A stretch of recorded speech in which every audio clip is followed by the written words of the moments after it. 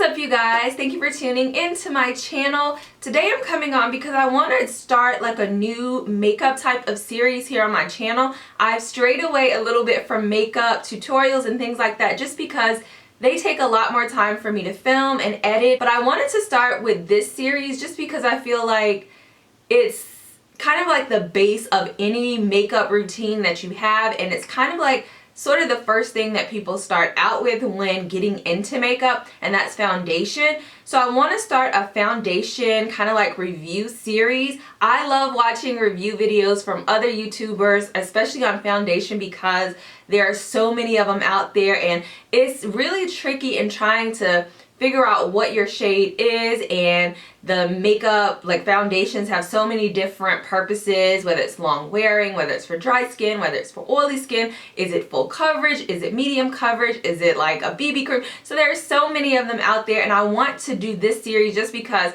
not only is it something that I feel like is helpful, because when you start out with makeup, a lot of times that's what people first gravitate toward. And also just because I have a ton of foundations already in my stash, and I find myself gravitating only towards like 2 of them on a regular basis. So it's kind of going to force me to use the ones that I have up, and also just to remember why I even purchased them. Like, what did I love about them? If I don't love anything about them, then I can go ahead and toss them and just make room for new foundations. So all of that to say, today is going to be starting a new series. Hopefully you guys will like it. Of course, as always, I want you to tell me in the comment section below if you have any foundations that you feel like are something you want to see a review on and things like that. Let me know. For this series, I'm gonna mostly be doing foundations that I've already tried before, so it's not really a first impression, and you may have already seen some of these foundations because they're not going to be new foundations.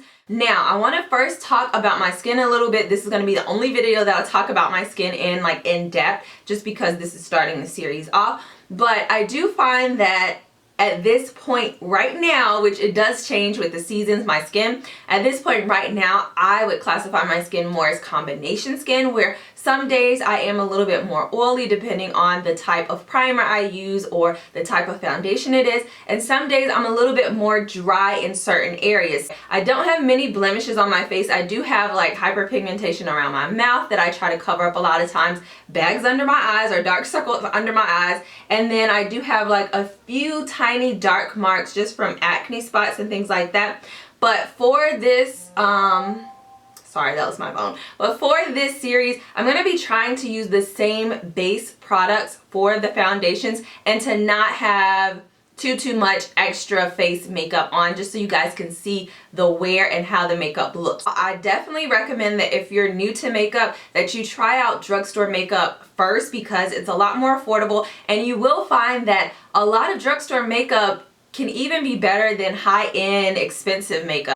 The foundation that I'm going to be reviewing in today's video is the Maybelline Fit Me Matte Plus Poreless Foundation. Now, I am going to go ahead and read the claims that are on the Maybelline website for this before I actually do the demo of it. So I have my phone right here, and on the website it says that it's supposed to mattify and refine pores and leave a natural, seamless finish. It says the benefits is that this is ideal for normal to oily skin. Our exclusive formula with micro powders controls shine and blurs pores. It leaves a natural, seamless finish, like I said before. It's dermatologist tested, allergy tested, and non-comedogenic.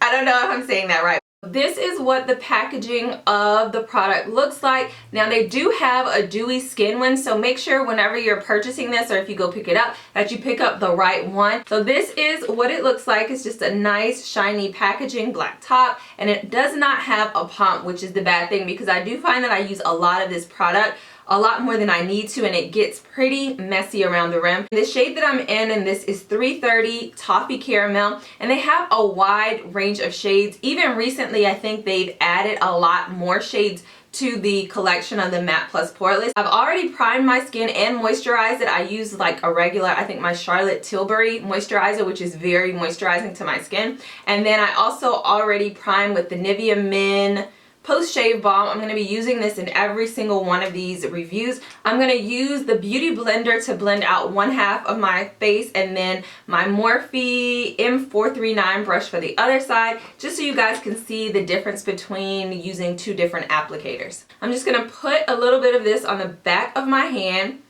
and it's pretty liquid formula. It's not heavy at all. And then I'm just going to go ahead and dot it on my face.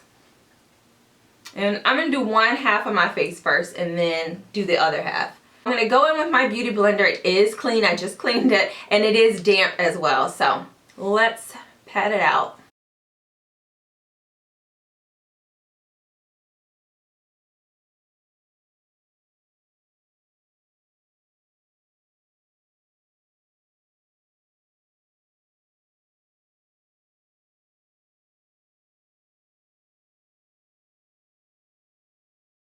Okay, so that's with one coat on this side using the Beauty Blender, and the shade is a little bit off. It's not as warm or deep as my skin tone, which is why I did pick up another one. If you want to try a different one, I think I purchased Classic Tan, which is a little more red undertone to it, or warmer, but I prefer this one, especially for winter time, just because it's more on the cooler side. If you can see the difference between it, it looks a little bit ashier, but when I add other things to it, like my face powder and things like that, it always ends up being perfect. This is more of like a light finish. If you want to go in with like another coat, you could build it up a little bit more, so I am going to do that. Go over it one more time with just a little bit more.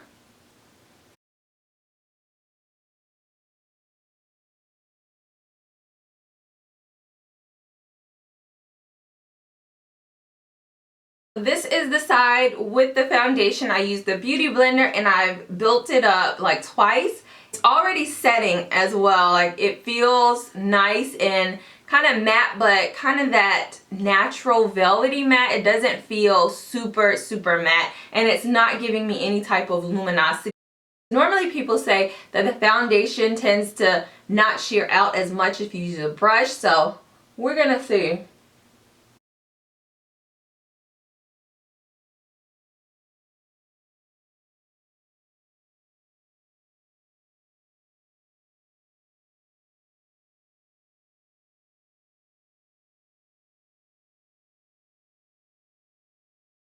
This is what this side looks like with using my M439 brush by Morphe, and I definitely say that it does give you more coverage using the brush than the Beauty Blender, because I don't even feel like I need to do a second coat on this side like I did with the Beauty Blender. So if you want that more fuller coverage with this particular foundation, you definitely want to use the brush with it, because it blends it out really nicely, and both sides look the same now. I just had to use a little bit more product on this side.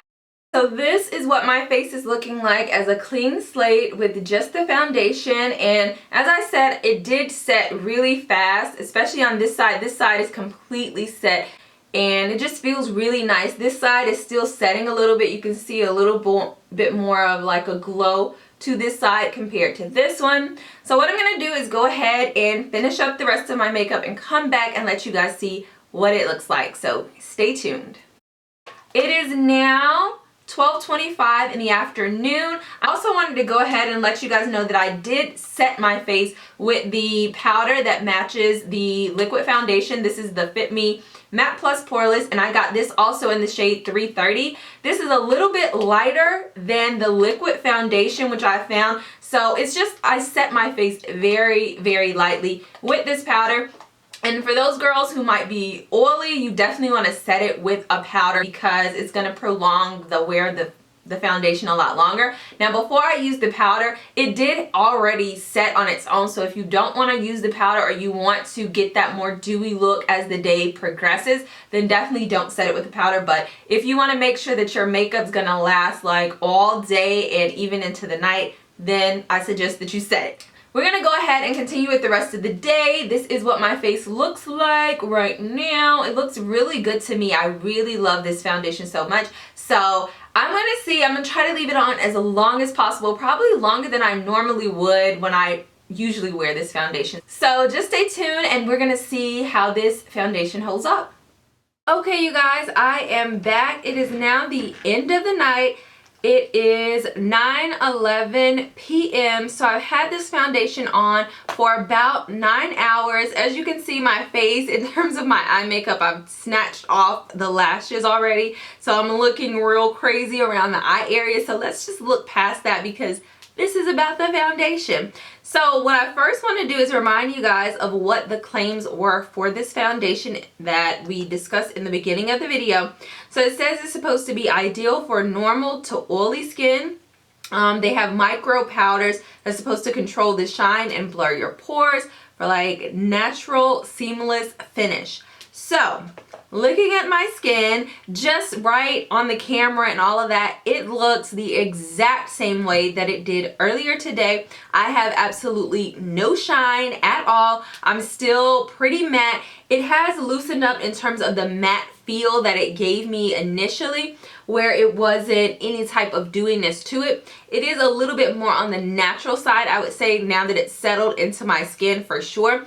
But what I've always loved about this foundation is the fact that it stays matte all day long. I didn't do that much during the day. I was in the house for most of the day. I did go out and run a few errands and things like that, but it's winter time when I'm doing this review, so I'm sure that it would definitely be a little bit different if it was the summertime and it was very humid outside. So if you live in like warmer climates, California, Florida, where it's kind of like warm all year round, you might get a little bit of a difference. But I also feel like the fact that I used the powder on top of the liquid foundation, that definitely sealed it in to make sure that I didn't get any type of shininess all throughout the day. My pores still look very, very good. They're completely like invisible on my nose right here. All of my makeup is still there. My highlight is still there, like, okay.